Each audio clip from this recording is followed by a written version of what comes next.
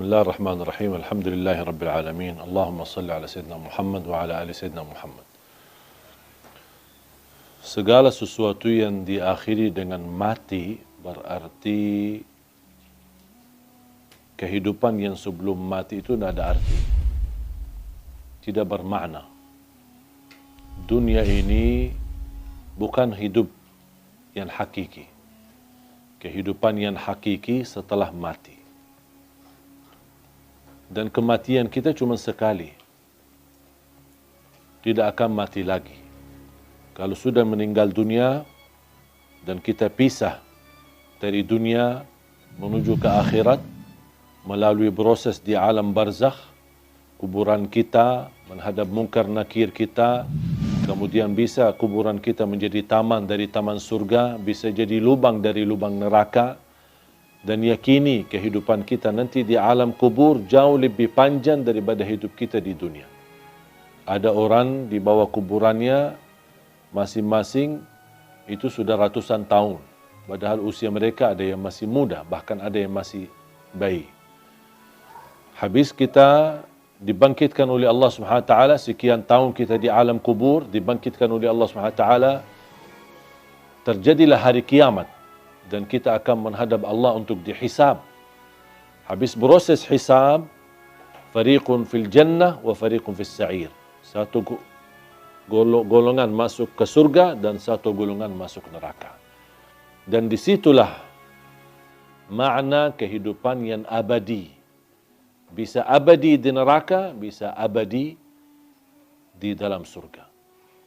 Kita sebagai orang beriman, sudah dijaminkan kita tidak akan dikekalkan bagi orang yang berdosa dan bermaksiat, tidak akan dikekalkan di neraka Jahannam selama dia membawa kalimat la ilaha illallah. Man qala la ilaha illallah khalisan min qalbih harramahu Allahu 'alan nar. Di riwayat adkhalahu Allahu al-jannah. Diharamkan, dikekalkan di neraka Jahannam bagi orang-orang yang membawa kalimat la ilaha illallah. Artinya kalau kita orang-orang yang suka mengucapkan kalimat itu tapi tidak mengamalkan isinya, tidak membatuhi aturannya, bisa jadi gara-gara dosa maksiat, kelalaian kita bisa menantarkan kita ke neraka. Tetapi salah satu jaminan tidak akan kekal di neraka Jahannam adalah la ilaha illallah. Dan mohon maaf, siapa yang mau sebelum ke surga mampir ke neraka dulu? Kira-kira siapa yang berkenan? Kalau memang kita tidak mau mampir ke neraka dulu, jangan anda mengucapkan kalimat la ilaha illallah saja, tapi anda menjadi hamba yang batuhi dan taati. Jadikan hidup di dunia ini adalah surga kita di dunia dengan kalimat la ilaha illallah. Itulah dengan kalimat la ilaha illallah, dengan kita mempunyai syarat-syaratnya, mengamalkan isinya, membatuhi dan mengikuti aturannya, kita akan diselamatkan oleh Allah SWT dan akan kita bahagia dalam kehidupan kita di dunia yang sementara dan juga akan bahagia selama-lamanya nanti di akhirat. Jangan sampai dunia ini yang hidupnya sementara melalaikan daripada kehidupan yang abadi. Banyak orang masih memilih kehidupan enak, tapi nanti di akhirat sengsara. Jadikan hidupan di dunia ini, walaupun anda hadapi susah, tantangan, tak apa-apa. Semua bakal berlalu. Dan segala sesuatu di dunia ini, biarpun yang paling enak kita dapat. Anggaplah kita kaya, orang yang paling kaya raya. Tapi ujungnya mati, buat apa kekayaan itu?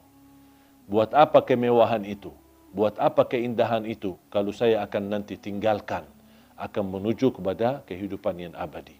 Makanya harus kita fikir cerdas untuk memperjuangkan kehidupan yang abadi, yang insya-Allah akan kita menjadi orang yang kekal di dalam surga Allah Subhanahu wa taala. Insya-Allah tanpa mampir ke neraka. Amin ya rabbal alamin.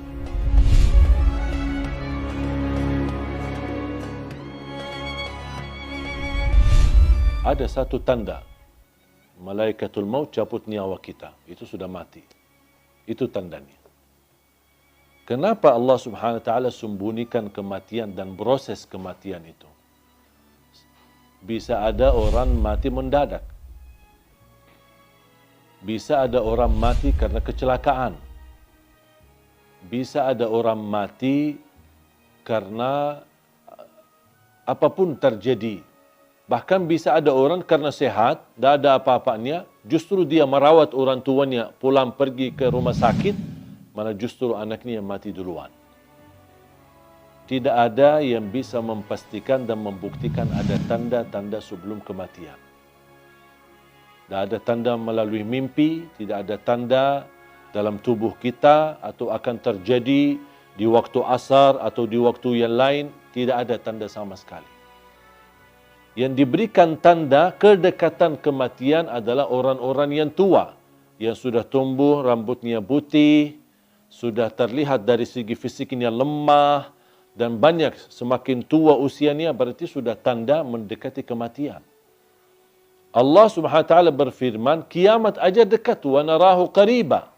Kiamat aja yang kita merasa begitu jauh, masih lama prosesnya dan masih panjang kehidupannya menuju hari kiamat, Allah masih sebutkan hari kiamat itu sangat dekat. Dan menurut saya, tidak perlu kita fikirkan kapan kita mati atau apa tanda-tanda. Tetapi yang perlu kita fikirkan, mempersiapkan diri menghadapi kematian. Apa yang semestinya saya lakukan untuk menghadapi kematian, untuk menuju husnul khatimah. Itu yang perlu kita fikirkan. Amalan yang baik, bertakwa, jadi orang yang berguna bagi orang lain, jangan menyakiti orang lain, jangan menzalimi orang lain, dan terus menjadi orang-orang yang selalu berbuat baik untuk dirinya dan juga untuk orang yang ada di sekitarnya. Jaga salatnya, jaga Qur'annya, jaga akhlaknya, dimanapun anda berada, itu semua menjadi tanda-tanda anda benar-benar mempersiapkan diri untuk menghadapi kematian. Kematian itu pasti kita akan ketemu. Tak ada orang yang bisa terhalang dari kematian. Kalau ada yang berhak dan boleh terhalang dari kematian, itu Nabi Muhammad sallallahu alaihi wasallam. Nabi Muhammad aja sudah mati, sudah meninggal dunia. Walaupun di alam barzakh Nabi Muhammad SAW memiliki kehidupan khusus, bisa mendengar salawat kita, bisa menjawab salam kita, tapi kita tidak tahu bagaimana nasib kita. Yang menentukan nasib kita nanti di alam kubur adalah kita. Apapun yang kita isi dalam kehidupan kita, itu yang akan menjadi hasilnya, kita akan ambil panennya nanti di alam kubur dan di akhirat. Faman ya'mal mithqala dzarratin khairan yarah, wa man ya'mal mithqala dzarratin syarran yarah.